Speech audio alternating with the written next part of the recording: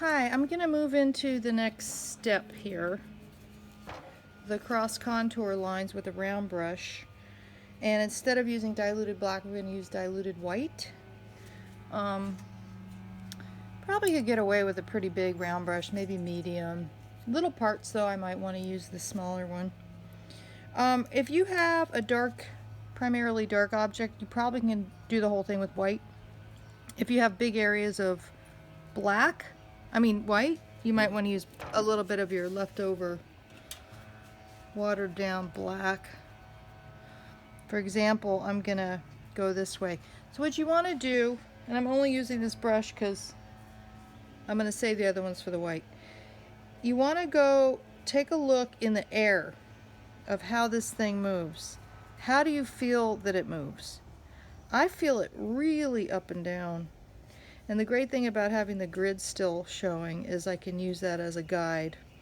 Even though this thing is not as vertical, you can see it. It's not parallel to the side. It almost flares out a tiny, which I don't particularly like because photographs tend to do that, but it's also going in slightly there too. Well, it's more flush there, but I'm not going to mess up the image just because I want to make that straight.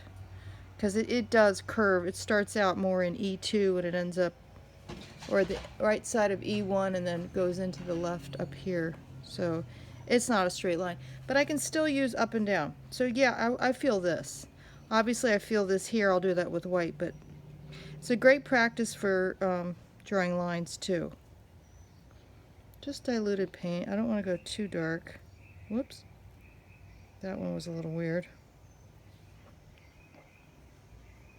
I'm using a bigger brush just because it's a bigger area. Just diluted paint. I'm going to extend it all the way down here. Ideally this would be a round brush, so I'm going to make it a little narrower.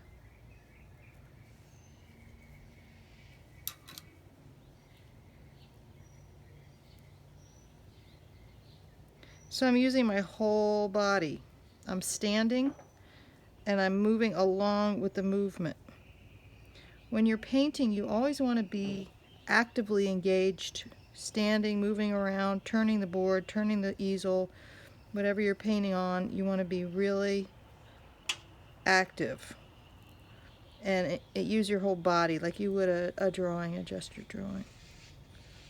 Your whole arm, but you know, we're working small, so it doesn't apply quite as much, but still, I'm moving. My body is moving with this, just like my body moves when I'm using a ruler. I go from 1 inch to another by moving and hovering over each inch. If I don't, I'm going to end up with the wrong dots in the wrong place. And I'm going to do a little bit over here because I feel like that's moving that way.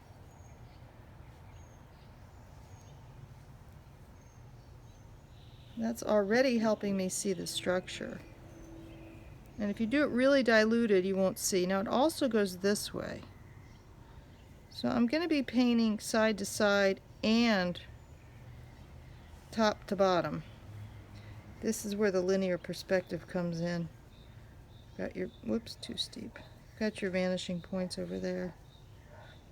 A lot of times people get this part wrong and then they struggle with what direction to paint in. Really good practice. Alright, so now, but most of you are just going to be using white, and I'm going to use a round brush just because it's just so much better to use. Because I'm going to do this section, goes like this. You can use a little extra paint, but really it should be pretty diluted. White's easier to cover up too.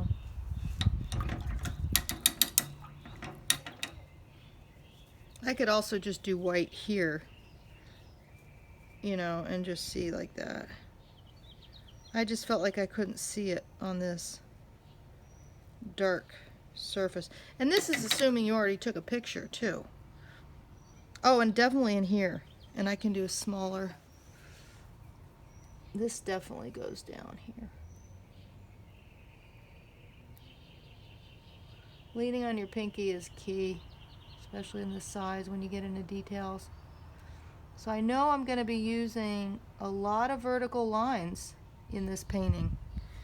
And then I also know it's going to go this way. I'm going to do an example for you of how you would handle more of an elliptical shape, because so many people's choices of image are going to be vertical. But this is what cross contour is. It's just understanding that this moves like this. If you can't see it, just switch back and forth. I think most of you will be able to see it though. This is going to go this way. So it's a good way to see. Make sure you dilute it enough that you can cover it up. And then of course in the back I'm going to do crisscross, crisscross, crisscross. That's air. So that's the cross contour stage, and I think I'm going to set this aside and quickly show you how you would handle this on a different kind of surface. Let me just grab a piece of paper.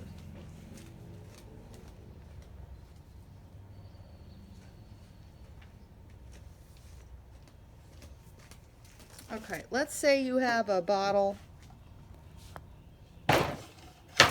that has elements like this to it, ellipses,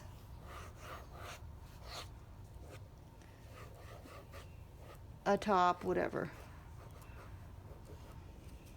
When you're drawing anything that is man-made and elliptical, the eye level will be somewhere in here, and you're going to, unless you're looking down at it, and you're going to determine where your eye level is in relation. And then the ellipses get flatter as they go up towards your eye level. At eye level, they're flat.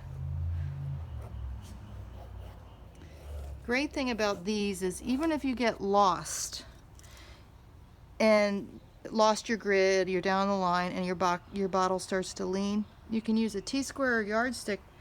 Besides going back to your original grid, you could just put a center axis, and then you'll know if your bottle is even. Something people forget is that the ellipses also have to be even along that original grid line. The grid line is great because it's an extended line. The other thing is, if you have this distance here, it has to match here. It's a mirror image. So ellipses have to be completely vertical on the side unless it's deliberately leaning. And then your elliptical area here has to be equidistant around the center axis. But, so basically you're going like this. It's a spiral all the way up. But what I wanted to mention was that when you're doing cross contour for this, whereas mine was very linear, yours would be more like this. And if you get confused about it, draw through as if it's transparent, because the ellipses have to get flatter as they go up. They start out more steep and then they get flatter. And if you can get used to this movement anytime you draw, it's so helpful, because the ellipse up here has to be narrower than the one down here. So when you're doing your cross contour, whether it's white or black, you know you're going to be moving this way. So you can do your lines that way. And it swings around the back that way. And like mine, you're going to have lines. The only difference is you can make them really close together here, which is harder to see on mine, and then spread out and then closer together here. A lot of people just do the the same ones, but the one in the middle will be the thickest. That one will be the thickest line or the most spread apart, because after that it's going to get narrower and narrower. So you can do that in your cross contour, and then, you know, here and then also here, like a beach ball.